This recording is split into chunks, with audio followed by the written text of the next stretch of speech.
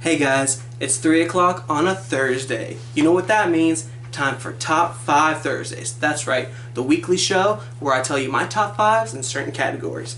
This week we're going top 5 children's books of all time. I'm not talking about books. I'm not talking about certain categories of books. I'm talking about children's books. Top 5 children's books of all time. Here comes my list. Get ready. Let's go. Number 5, you got Arthur's First Sleepover. That's right, Arthur's First Sleepover. I know what you guys are thinking. What? His first sleepover? That must be amazing. It is. It is so good.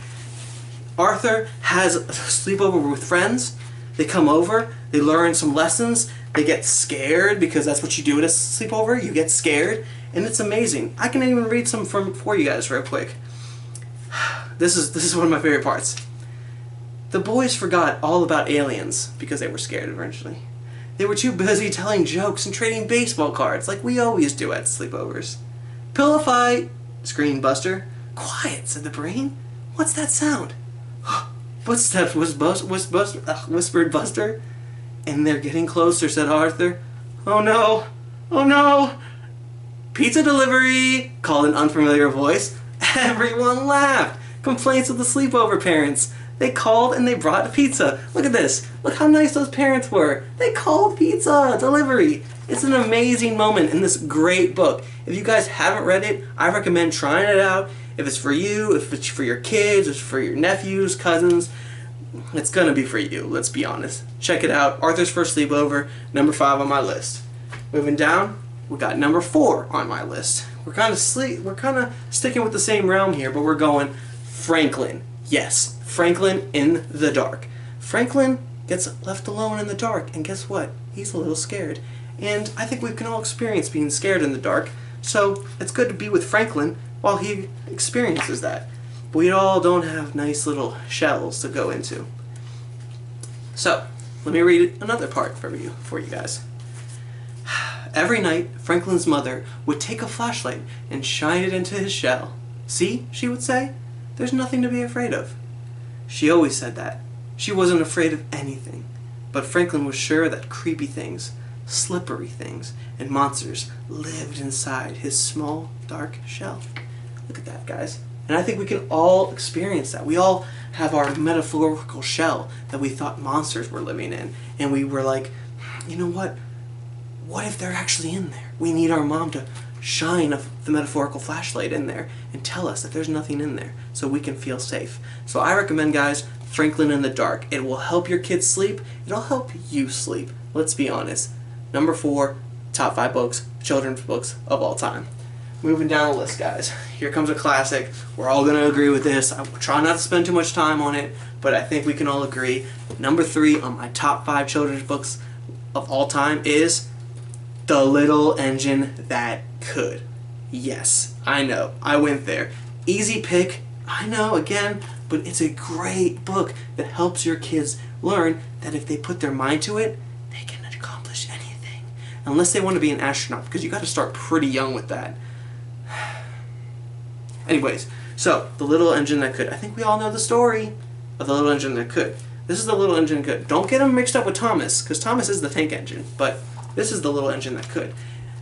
If you read this book, which I'm sure most of you have, you'll learn that the little engine kind of thought he couldn't. But, spoiler alert, he could. And I think I'll try to read to you guys one of the best parts of this book. It's actually the end, after he thought he can. And he thought he can. It's the last page of the book, guys. Little engine, after accomplishing his goal, says, I thought I could. I thought I could. I thought I could. I thought I could. I thought I could. I thought I could.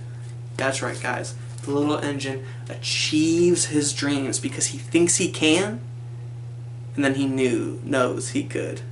I recommend checking out The Little Engine That Could if you haven't read it already. I'm going with the top number 3 in my top 5 children's books of all time. If you don't agree with me on this one, we have a problem. Let's just say that. Number 2, guys, on the top 5 books, children's books of all time, we're going with Corduroy. What? Yes, Corduroy, of course. This book is about a little bear that loses his button on his corduroy pajamas. and he has to go searching for that button.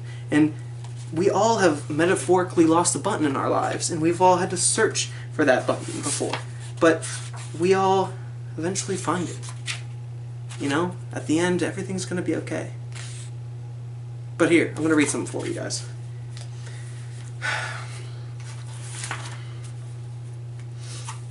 One of this part. "Hello?" he said. "How did you get upstairs?"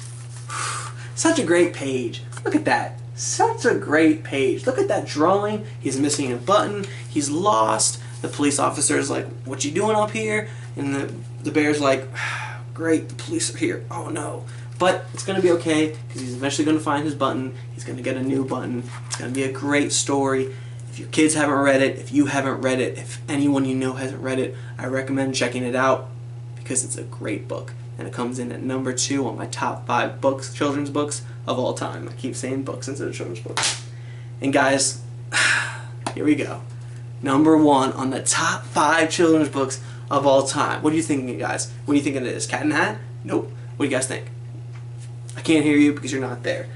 We're going with Bears on Wheels. What? It's a mixture between Dr. Seuss and Berenstain Bears. Yes, I said Berenstein, not Berenstain. These are the Bears on Wheels.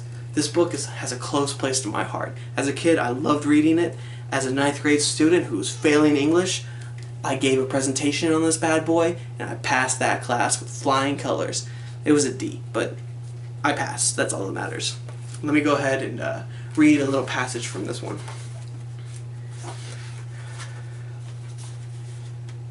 So, the bear on wheels goes riding a unicycle. And it's one bear, and he's on one wheel. We all know that. And at one point, these bears sneak attack him. Look! And there's 5 on 1. There's 5 bears on 1 wheel. And then 5 bears on 1, we got 5 bears on none. They're just jumping off buildings. And I can't believe it. Do you know what's going to happen? They land perfectly on the unicycle, and now we have 10 bears on 1 wheel.